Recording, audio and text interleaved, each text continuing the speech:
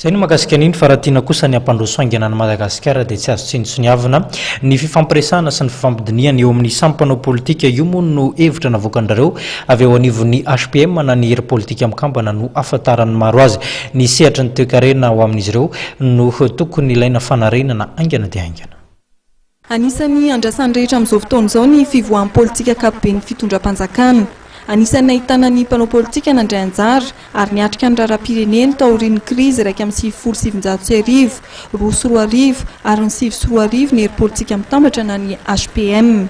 Ary ho an'ity vondrona ity dia mametraka ny tokony hanomezan-danja amin'ny fampiresahana eo amin'ny hery politika rehetra misy eto amin'ny firenena izy ireo. Mila fampiresaka aloha ny force politique rehetra.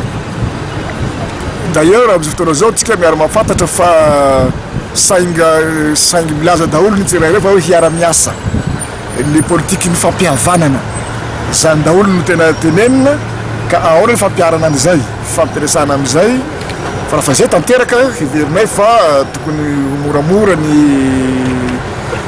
famoahana ny firenentsika amin'ilay krizy.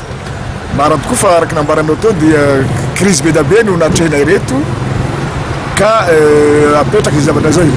Toe-karena angamba tsy dia hita loatra le izy fa izay moa tenena fa hoe sarotra ny fanarenana an'io ary rehefa jerena rehefa rafitry gouvernement ampianatra hevitra manokana dia mipetaka ohatsy ny fanontena hoe ao ve le olona tena tokony toerana hoe l'homme qu'il faut la place qu'il faut.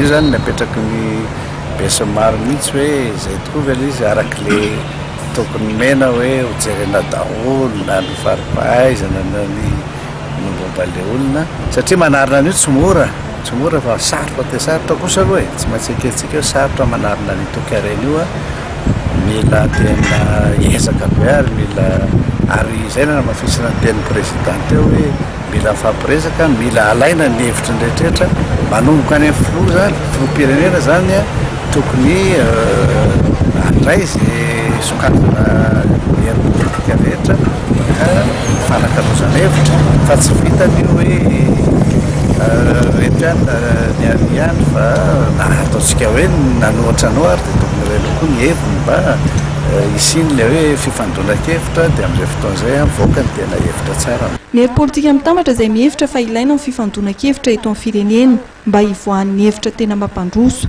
Ity vondrona politika ity dia manamafy fa manohana ny filoham-pirenena.